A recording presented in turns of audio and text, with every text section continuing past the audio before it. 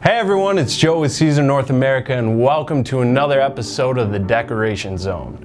Today I want to talk about the importance of pressure when applying Siser HTV. Please hang out.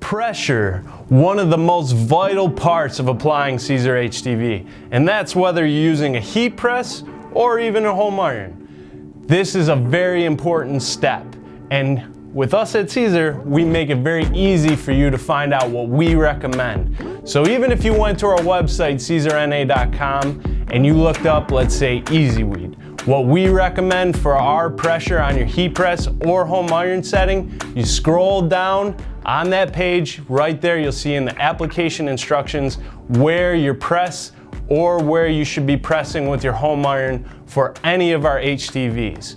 We also have that very helpful tool we've had out for a long time, the Siser North America app that you can download for your phone or tablet. And right there at your fingertips, you can find out all our application instructions, including the pressure for each material type. So be sure to check that out.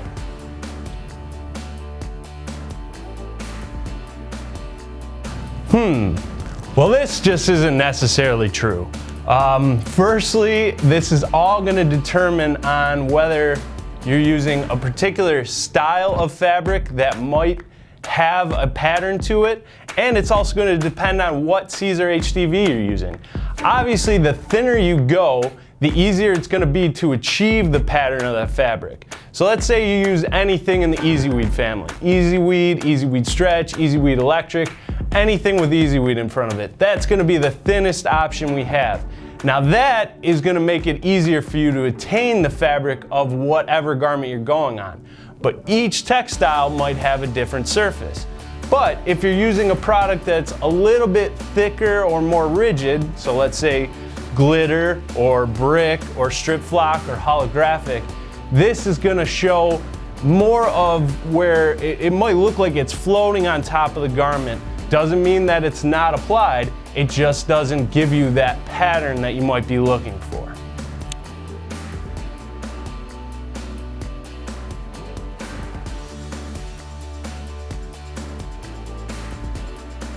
Now, sometimes having that texture showing through your vinyl, it might not be a positive thing. Sometimes people want to press so hard that they think that the harder they press on the HTV, the better bonded it's going to be. It's just not true, because actually what you might be doing is weakening the adhesive. So if you've ever had a situation where you might see some of that clear film that might be around your transfer, that might be peering outside of it, that is sometimes your adhesive, or most of the time that's your adhesive peering out of your transfer. That's because the pressure is pushing the adhesive outside away from your transfer. And really all that's doing is weakening the bond between the HTV and your textile. So the more you wash it, it might tend to fall off. So that might be too much pressure. So that might be something you want to dial back. Now let's head to the heat press and I'll show you what to look for when setting up for pressure. Now for adjusting the pressure on your heat press. All heat presses might have a little bit of an adjustment or the placement of the adjustment knob. In this case, it is right here above our upper platen. To adjust the pressure, you want to turn it clockwise, or to decrease the pressure, you do counterclockwise. Some heat presses also have an indication or an indicator right on the display of how much pressure you might have. In this case, we don't. So this is going to be all kind of adjusted by the user. So in this case, where I'm at right now, this right here I would consider a light pressure. It doesn't take a lot to apply. I haven't done a bunch of push-ups yet. Now, if I want to adjust it to maybe a medium pressure, I'll turn it maybe 2 or 3 turns. Now, I notice that there's a little bit more resistance. So this is something I would consider a medium pressure.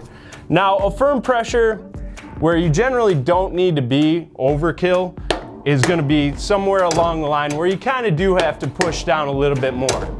Now, I've seen cases where people have cranked this all the way where, here come the push-ups.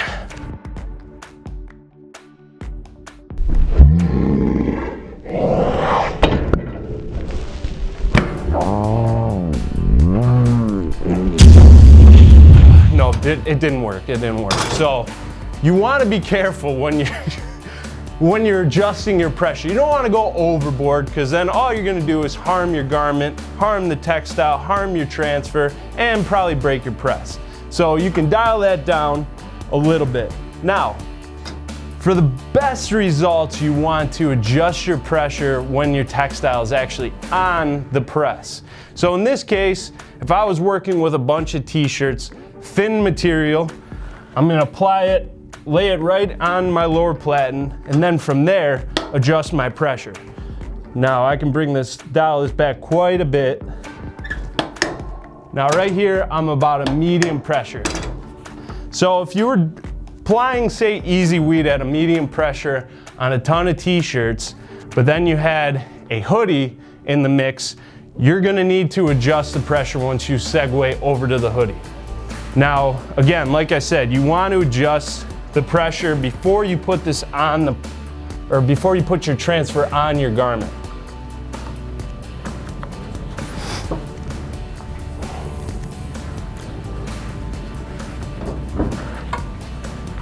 Okay, so if I was pressing in this area, I can tell right away that the difference between this hoodie and the t-shirt has changed quite a bit. So I'd have to dial this down counterclockwise and bring my pressure down. Now I'm back to where I want to be. Another situation would be if you were using, let's say, a baby onesie. Now, onesie has a few things that are gonna give you uneven pressure. You have the seams here, you have the buttons down here. Now, there are tools out there like these heat press pillows that are gonna help you achieve even pressure. Now, same as what we said before, like the hoodie, you wanna apply the pillow into the garment first before you adjust your pressure. So now I have it in there. I'm pretty close to where I wanna be if I'm trying to achieve a medium pressure. So this is where I would wanna stay. That includes the heat press pillow.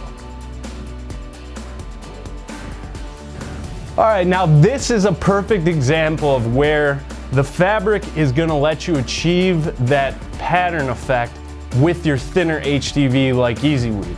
Now this is a thermal.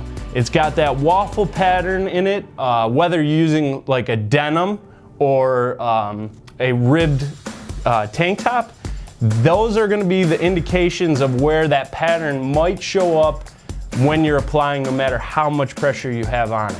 This is where the HDV is thin enough to form to the grooves of this textile. Now, if you're using glitter or something thicker, like I said, it's not gonna give you that pattern effect, but it does not indicate that it's not applied. It's all gonna be about how much pressure you have on your press or when you're using your home iron.